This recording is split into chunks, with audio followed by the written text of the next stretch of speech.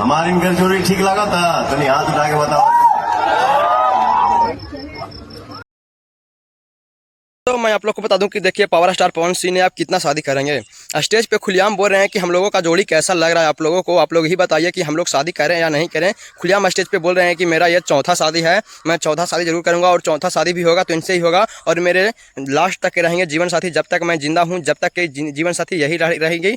देखिए किस तरह से बोल रहे हैं कि अब से मेरा जीवन साथी और कोई नहीं, ज्योति सिंह नहीं, जो भी है से मेरा जीवन साथी अब यही है।